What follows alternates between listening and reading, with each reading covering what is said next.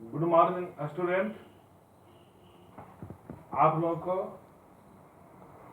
इस समय 11 बजे सब दिन केमिस्ट्री चलता रहेगा और 8 तारीख अर्थात आज से 4 बजे फिजिक्स के स्थान पर बायोलॉजी की क्लास होगी। 4-5 दिन के लिए फिर फिजिक्स का होगा, यानी अल्टरनेट रूप से चलेगी फिजिक्स का। और केमिस्ट्री का जो 11 बजे चलाया जा रहा है वो हमेशा चलते रहेगा। ध्यान में रखना होगा कि जो हम बोले थे कि 8 मई यानी शुक्रवार आज के दिन केमिस्ट्री बायोलॉजी की पढ़ाई होगी, तो वो 4 बजे होगी बायोलॉजी की पढ़ाई, और जो 11 बजे चल रही है केमिस्ट्री की पढ़ाई वो हमेशा चलते रहेगी। और 4 बजे फिजिक्स और बायोलॉजी ये दोनों अल्टरनेट रूप से चलेगी, यानी एक के बाद एक। तब इसमें बताया जा रहा था घोल का कोलिगेटिव प्रॉपर्टी, यानी कोलिगेटिव प्रॉपर्टी ऑफ सॉल्यूशन बता रहे थे केमिस्ट्री में। 10+2 का चल रहा है क्लास केमिस्ट्री फिजिकल। जैसा कि आप जान रहे हैं कि कोरोना वायरस यानी कोविड-19 के कारण हमारा देश ही नहीं बल्कि संपूर्ण देश, विश्व के जितने भी हैं करीब करीब सभी देश में लॉकडाउन की प्रक्रिया चल रही है।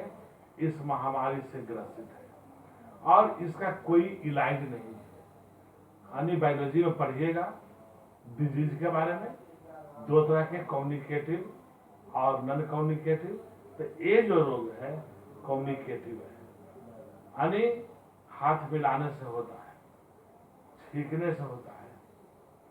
तब इसका उपचार नहीं है, सिर्फ इसका प्रिवेंशन है, बचाव है। यानी होने के पहले आप सतर्क रहते हैं, तब आप स्वयं बच जाइएगा। तो इसका एकमात्र कारण है लॉकडाउन। इसका अर्थ होता है पूर्णतः जरूरी काम छोड़ करके आपको घर में रहना होगा। इसीलिए आइडियल कोचिंग सेंटर सोचराय जो यूनाइटेड बैंक एटीएम के ऊपर है, उसी के सौजन्य से एक क्लासेज हो रही है। आप विद्यार्थी जहां भी हैं आप घर बैठे पढ़ेंगे। और कोचिंग के अलावे जो भी लड़के होंगे जो नहीं पढ़ते हैं उनको भी प्रमोट आप लोग कीजिए कि घर में पढ़े।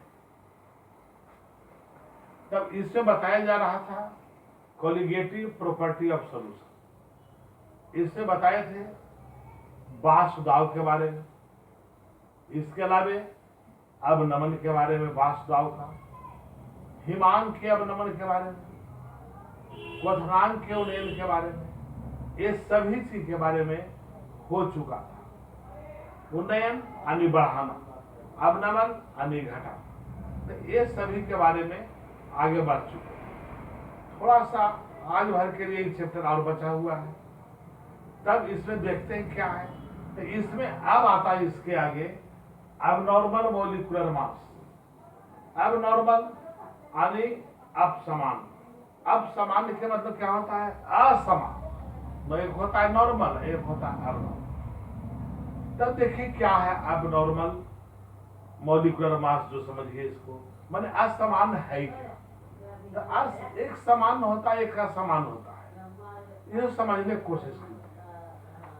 हम तो चल रहे हैं, कोई तरह के न गर्मी है न ठंडा रहेगा, तब कहते हैं कि हमारे फेवरेबल कंडीशन है, यानी समान परिस्थितियां हैं, नॉर्मल कंडीशन है। लेकिन वही कस के धूप कर दे, इतना गर्मी की ठंडा कर दे कि पानी जमने लगे, तो क्या कहते हैं कि हम लोगों के अनुकूल नहीं है, अब नॉर्मल है। उसी तरह से घोल का जो अनुषंग गुणधर्म है, कोलिगेटिव प्रॉपर्टी ऑफ सॉल्यूशन है, वो है ऑस्मोटिक प्रेशर। फिर ऑस्मोटिक प्रेशर का अवनमन, फिर आपको बताए थे हिमांक का अवनमन यानी फ्रीजिंग पॉइंट, इसके अलावे बताए थे क्वथनांक का उन्नयन। ये सभी कोलिगेटिव प्रॉपर्टी ऑफ सॉल्यूशन है। अब बात है कि हिमांक का अवनमन हो या क्वथनांक का उन्नयन या वासुदाव का अवनमन हो, जो चीज हो, सभी का दो मान होती है। एक मान होता है सैद्धांतिक थ्योरेटिकल और एक मान होता है प्रैक्टिकली यानी प्रयोगिक। दो तरह के मान होते हैं, दो तरह के वैल्यू होती है, एक प्रायोगिक और एक सैद्धांतिक, यानी एक थ्योरेटिकल और अदर प्रैक्टिकल वैल्यू। दो तरह का वैल्यू होता है, दोनों का वैल्यू सेम आना चाहिए, बराबर आना चाहिए, इक्वल आना चाहिए। यदि बराबर आता है तब तो हमारा कैलकुलेशन सही है, लेकिन यदि बराबर नहीं आ पाता है तो हमारा कैलकुलेशन सही नहीं है बल्कि गलत है। जैसे अब कोई आदमी सट गया, कहां पर बुखार है, 100 डिग्री, अब थर्मामीटर से नापा तो आ गया 101 डिग्री फ़ारेनहाइट। अब बताइए, एक बोला 100, एक हुआ 101, दोनों का बराबर नहीं हुआ, तो इसको हम लोग अब समान बोलेंगे, अब नॉर्मल बोलेंगे। लेकिन एक थ्योरिकल बता दिया गया कि 100 है और उसको थर्मामीटर से नापे यानी प्रैक्टिकल किए तो 100 भी आया, तो उसको हम कहेंगे नॉर्मल बोलेंगे। लेकिन यदि भिन्न भिन्न आता है तो उसको हम लोग कहते हैं अब नॉर्मल। तो सबसे पहले अब नॉर्मल आणविक द्रव्यमान क्या है? तो किसी भी पदार्थ यानी घोल या घोलक या कहिए कि घोल में उपस्थित घोल और घोलक जो होता है उसके प्रसरण दाब, वासुदाव, फिर हिमांक का अवनमन और क्वथनांक का उन्नयन, इन सभी का प्रायोगिक और सैद्धांतिक मान यदि अलग अलग आता है, भिन्न भिन्न आता है, तो उसी को हम लोग अब नॉर्मल कहते हैं, अब समान कहते हैं। आगे समझ में? तो देखिए, यदि किसी घोल या घोलक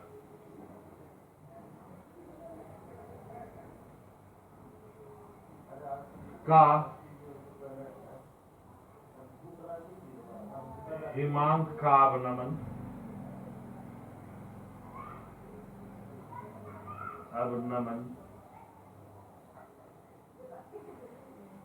elevation of boiling point, elevation of boiling point, osmotic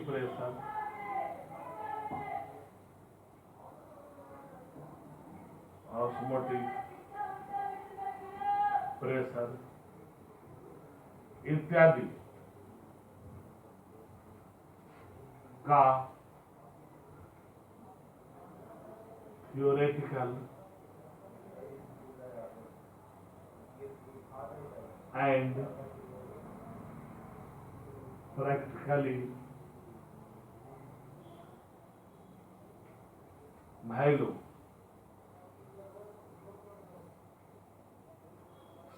असमान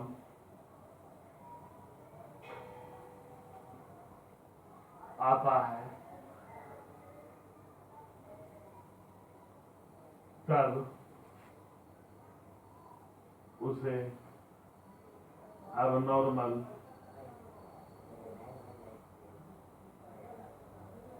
molecular mass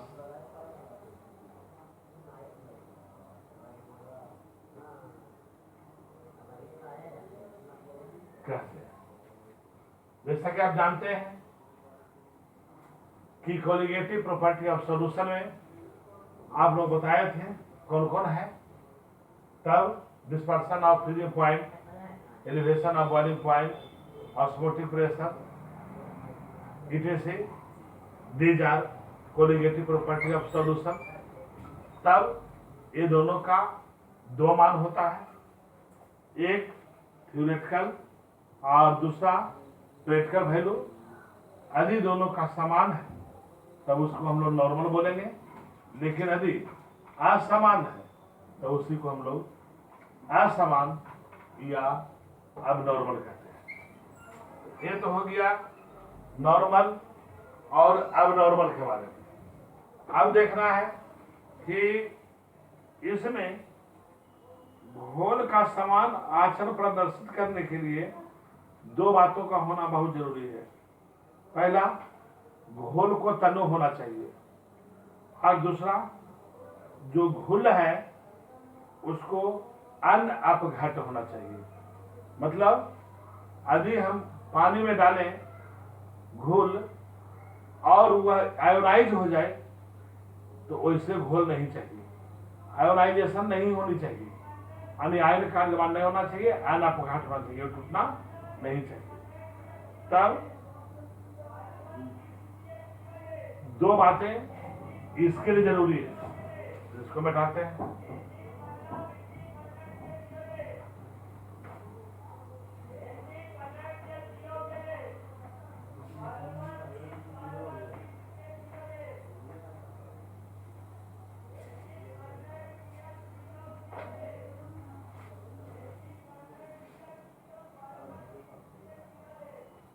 ऐसे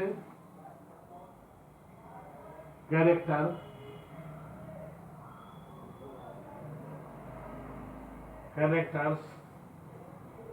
के दो कारण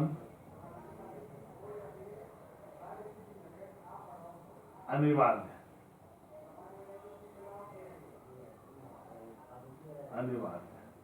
पहला, घोल का सामान्य आचरण, घोल का समान यानी नॉर्मल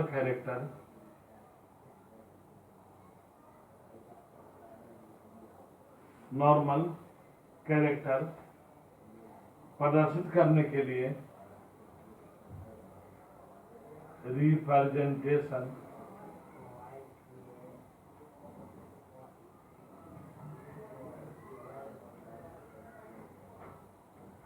करने के लिए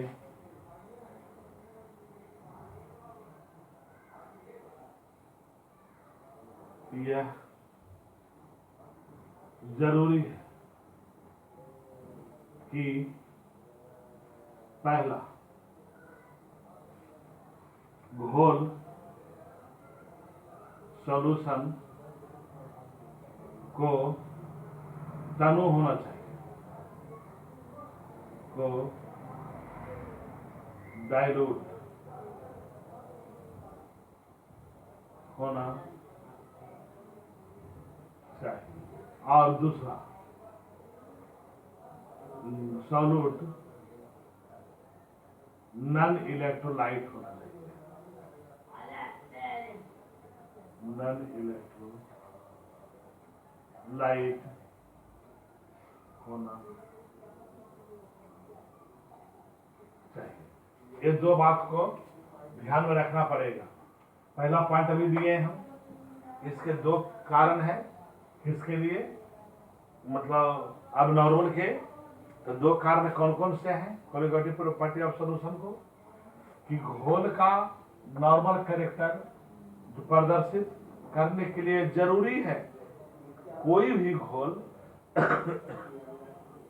समान बिहेव करने के लिए, किसी भी घोल को समान बिहेव करने के लिए दो कारणों का होना बहुत जरूरी है। पहला, कि घोल को तनु होना चाहिए, यानी पानी की मात्रा उसमें ज्यादा होनी चाहिए। तनु का मतलब होता है पानी, यानी सॉल्यूट, मतलब उसको डाइल्यूट बोलते हैं। और दूसरा क्या होना चाहिए, तो घुल जो होता है, घोल में दो चीज होता है, घुल और घोलक। तो जो घुल होता है वह घुल नॉन इलेक्ट्रोलाइट होना चाहिए, इलेक्ट्रोलाइट नहीं, यानी अनविद्युत अपघात। यदि विद्युत अपघात होगा तो पानी में डालिएगा तो आयोनाइज कर जाएगा, यहाँ आयोनाइज नहीं करना चाहिए, नहीं तो आयनीकृत कर जाएगा तो घोल घोल नहीं रहेगा। पहला पॉइंट। दूसरा कहता है कि संयोजन या वियोजन होना चाहिए, यानी घुल के अणुओं का संयोजन या वियोजन होना चाहिए। दूसरा पॉइंट, घोल में घुल के अणु का संयोजन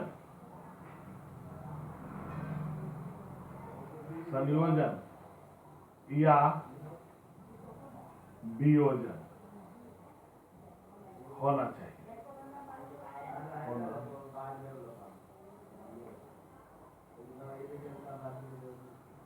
यही होना चाहिए।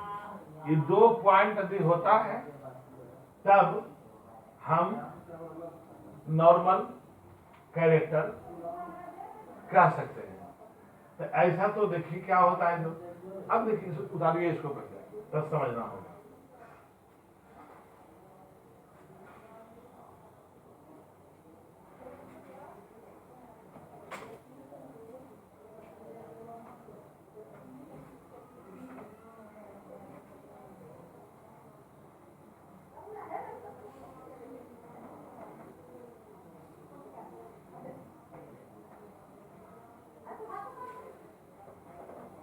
देखिए कहता है कि घोल है तो घुल के अणुओं का संयोजन होना चाहिए या वियोजन। देखिए समझिए इसको वजह से। जैसे मान लीजिए कि एक पात्र है, एक पात्र में घोल है, घोल है तो इसमें घुल के भी अणु है। ये सब अणु घुल का है, सॉल्यूट का है, सॉल्यूशन ये जो बना हुआ है ये मान लेते हैं घुल का अणु है। ये घुल का मान लीजिए कितना अणु है तो 100 मॉलिक्यूल है। मान लीजिए कि घुल का इसमें 100 अणु है। घुल का संयोजन होगा तो 2 अणु 3 अणु मिल करके एक अणु बना देगा। घुल के 2 अणु 3 अणु मिल करके एक एक अणु बना देगा। तो इसी हालत में क्या 100 अणु रहेगा? इसमें नहीं रहेगा, कम जाएगा, अणुओं की संख्या में कमी हो जाएगी। एकदम क्लियर है कि यदि किसी घुल में 100 घोल में घुल के 100 अणु हैं और उसमें संयोजन होता है, यानी घुल के अणु आपस में मिल करके बड़े अणु का निर्माण कर लेता है, तब नंबर ऑफ मॉलिक्यूल्स कम जाता है सॉल्यूट का। लेकिन यदि उसका डिसोसिएशन होता है, विघटन होता है, तो 100 अणु था और वो टूट गया, अब प्रत्येक अणु टूटा है एक एक टुकड़ा में, तो 200 टुकड़ा हो गया, तो नंबर ऑफ मॉलिक्यूल बढ़ गया। एक में नंबर ऑफ मॉलिक्यूल घटेगा और दूसरे में नंबर ऑफ मॉलिक्यूल बढ़ेगा। यही 2 काम इसमें होता है। तो देखते हैं इसमें भी घटा।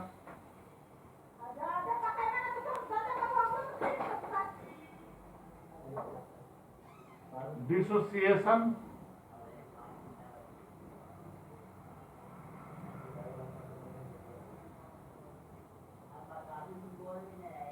इन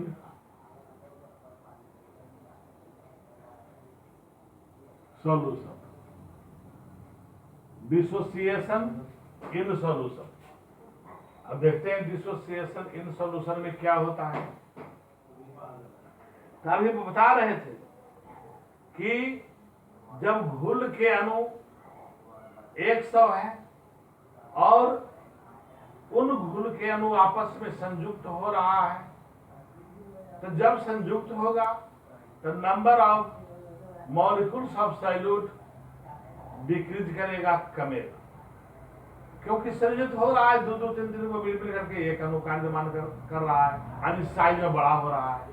लेकिन जब डिसोसिएट करेगा, टूटेगा, तो 200 अणु है जो टूट करके 300-400 अणु में बदल जाएगा, तो नंबर ऑफ मॉलिक्यूल बढ़ेगा। अब देखिए बहुत सा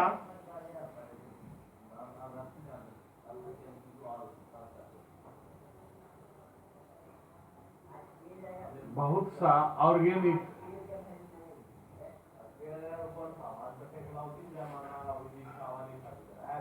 बहुत सा inorganic acid base and salt के अणु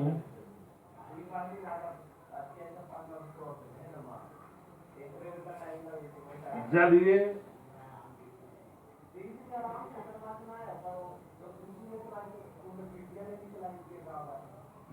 घोल जलीय घोल में विघटित हो जाते हैं, जिसके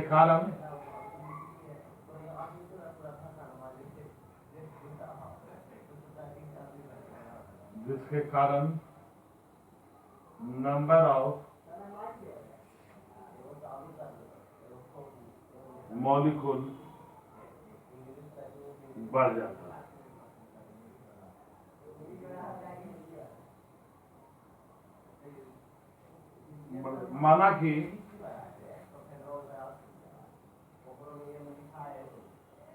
माना कि कोई पदार्थ ए को जल में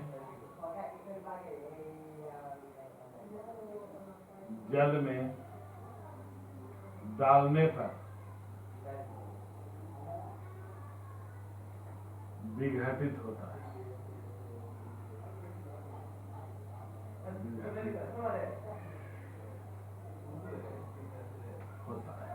मान लीजिए कि कोई पदार्थ ए है, उसको जल में डालेंगे तब विघटित हो जाएगा। ये पदार्थ ए है, इसको जल में डाले तो ये बना दिया विघटित हो गया, यानी ए बना दिया धूगों में बदल गया। विघटित होना का मतलब टूटना, डिसोसिएट करना। तो अब क्या होगा, मान लीजिए आरंभ में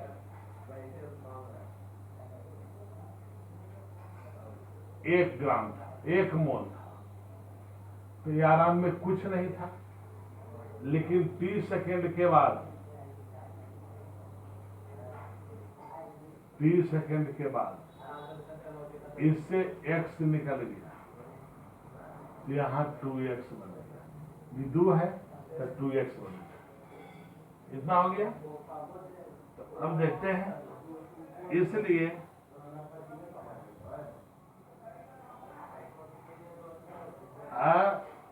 समान आणविक द्रव्यमान बटा सैद्धांतिक सामान्य आणविक द्रव्यमान, सामान्य आणविक द्रव्यमान ऐसी हो गया। लेकिन इसके पहले आप जान रहे हैं कि 1 मोल ए था प्रतिकारक, आरंभ में कुछ जब टाइम नहीं बीता तो क्रिया नहीं किया। अब क्रिया नहीं किया तो मात्र ई बना 0, कुछ नहीं बना। लेकिन जब 30 समय बीत गया तब इससे x निकल गया और ये 2x बन गया। तो कुल अणुओं की संख्या कितना हुआ, तो 1 + x और + 2x, यही होगा। तो लिखना होगा यहाँ, माना कि एक अणु,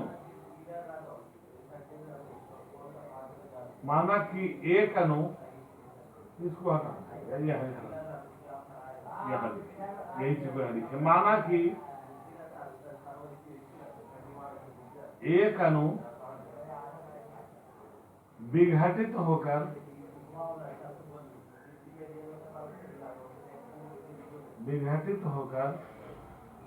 दो अणु प्रतिफल बनाता है।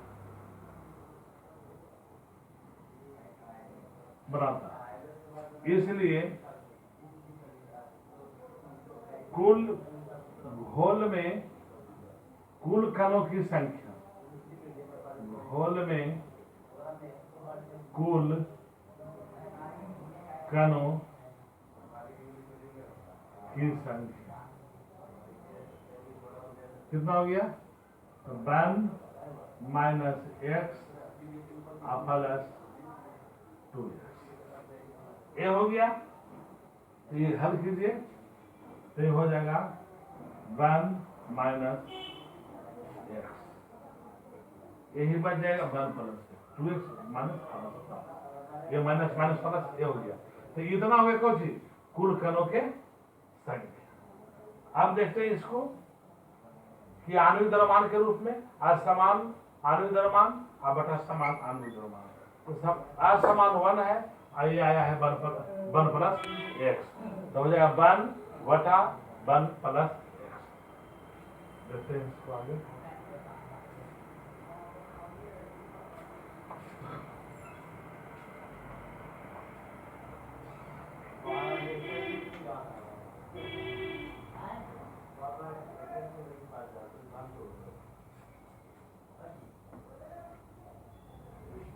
अतः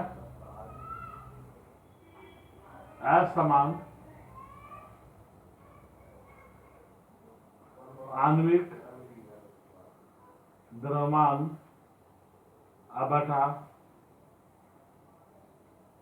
समान आणविक द्रव्यमान, ये हो गया 1 अब 1 प्लस एक्स, ये हो गया। अब लिखिए प्रायोगिक मान, प्रायोगिक मान, प्रायोगिक मान यानी MO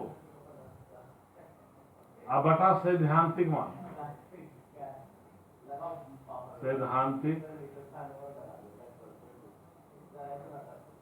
मान बराबर 1 बटा 1 प्लस एक्स, फिर से गुणा कर दीजिए तो हो जाएगा MO plus MO into x बराबर ये हो जाएगा। या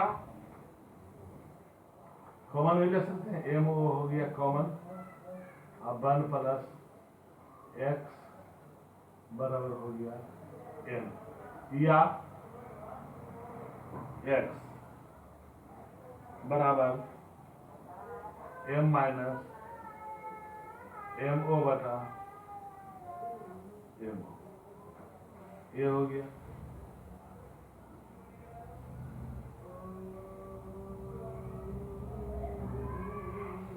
यदि घोल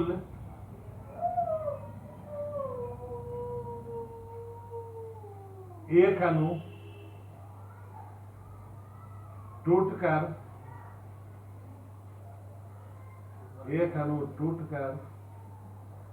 n आयन देता है,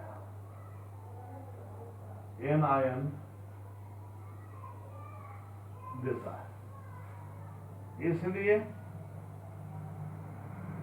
x बराबर m माइनस m0 बटा m0 n माइनस, ये हो गया। एक सूत्र हो गई किसके लिए? डिसोसिएशन के लिए। जब टूटता, हम पहले बोल चुके थे कि जब किसी पात्र में घोल को लेते हैं तब उसमें घुल के जो अणु होते हैं उसका या तो वियोजन होता है या तो संयोजन होता है। जब संयोजन होगा तो बहुत से अणु आपस में मिल करके बड़े अणु का निर्माण करेगा, जिसके कारण number of molecules of solute घटेगा। लेकिन जब वियोजित होगी, डिसोसिएशन होगा, तब घुल के अणु टूटेगा और टूट करके और अधिक अणु का निर्माण करेगा। इसलिए क्या होगा, नंबर ऑफ सॉल्यूट इंक्रीज करेगा, बढ़ेगा। उसके लिए ये सूत्र होगा x बराबर m माइनस m0 बटा m0 इंटू n माइनस 1। ये हो गया इसको उत्तर।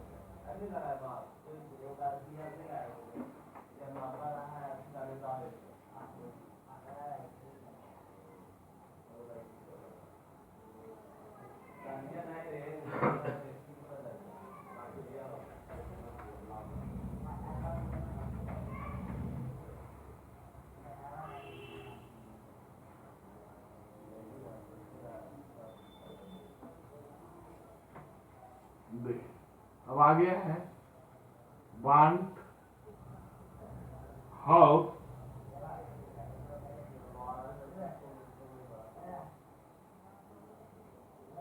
फैक्टर, मतलब बांट हाउ गुणक, बांट हाउ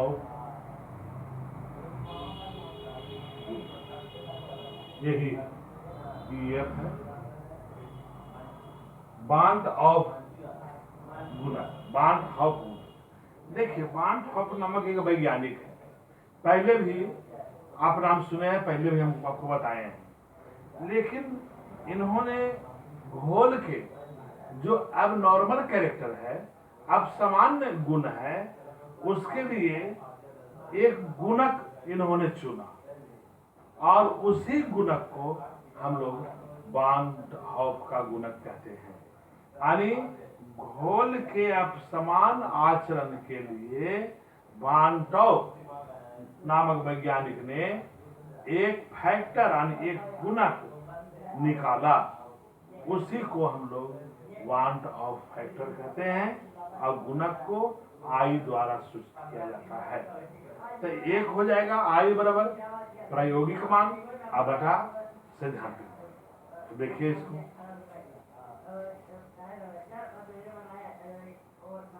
घोल के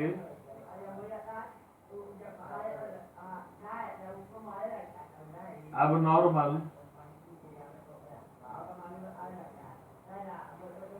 कैरेक्टर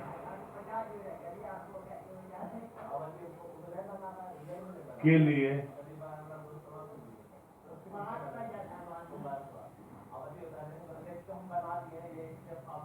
वांट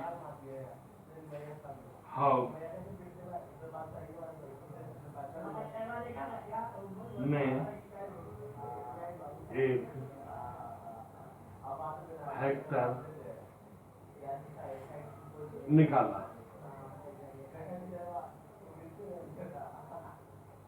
जिसे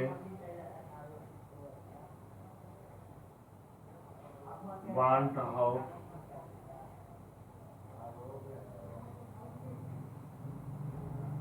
फैक्टर कहा जाता है। इसे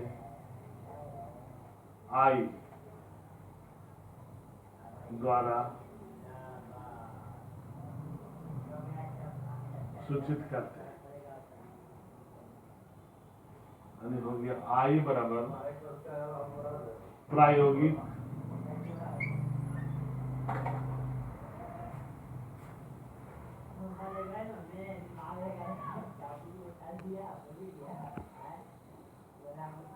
कोलिगेटिव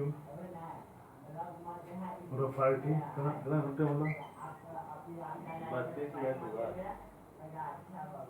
कोलिगेटिव प्रॉपर्टी अबटा थियोरेटिकल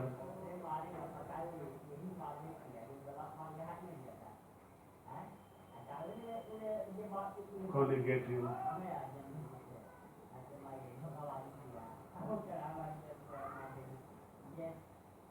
प्रॉपर्टी। आई बराबर हो गया, या इसको बोल सकते हैं कि समान यान्वित द्रव्यमान बटा प्रयोगी का अन्य द्रव्यमान, ये भी हो सकता है। तब यहां पर हो गया प्रासरणीय प्रभाव, प्रासरणीय दाब, वाष्प दाब का अवनमन, क्वथनांक का उन्नयन या हिमांक के अवनमन का एक होता है। अब इसको आगे बढ़ के देखते हैं। ये तो हो गया बाउंड ऑफ फैक्टर में। इसके लिए सूत्र देखते हैं। मान लीजिए कि कोई विद्युत अपघात है और उसका 1 मोल घोल में घुला हुआ है, घोल जो N आयन देता है, तब विघटन की मात्रा मान लेते हैं 1 से। देखा जाए इसको।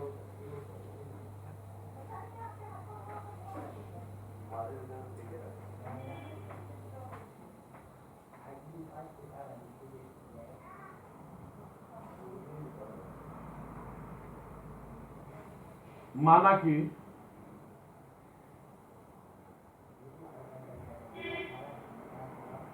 किसी इलेक्ट्रोलाइट का 1 मोल सॉल्यूशन में N आयन देता है,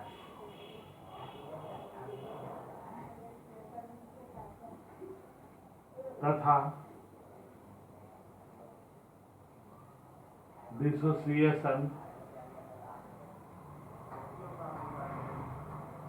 की मात्रा x, इसलिए अविघटित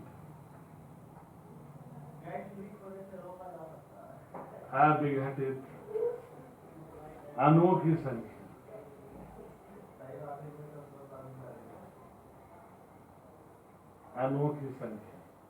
और 1-6 और आयनों की संख्या, नंबर ऑफ आयन बराबर mx। इसलिए घोल में कुल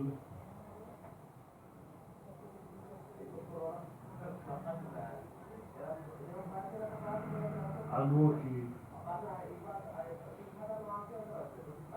संख्या बराबर 1 + x + nx। ये हो गया I बराबर 1 - nx, या I - 1 बराबर n - 1, या x बराबर I - 1 और n - 1। यही हो गया विघटन के बारे में। n बराबर विघटन की संख्या, यही हो गया। तब जैसा कि आप जान रहे हैं कि 8 तारीख से बायोलॉजी की क्लास की चैप्टर बेचने तक था, बता दिया गया इसको। बस यहाँ तक ही रहेगा। तब तक आप लोग घर में रहिए और नेक्स्ट डे फिर फिजिकल केमिस्ट्री का अगला चैप्टर स्टार्ट होगा और इसके स्थान पर फिजिक्स के स्थान पर अल्टरनेट क्रम में स्टार्ट होगी बायोलॉजी 8 तारीख से। 7 तारीख 8 तारीख। तब जहां तो सवाल है कि बायोलॉजी का, तब कम्युनिकेटिव और नॉन कम्युनिकेटिव डिजीज से स्टार्ट करेंगे। तब तक सुरक्षित रहिए, घर में रहिए। चलो बंद कर दो, बंद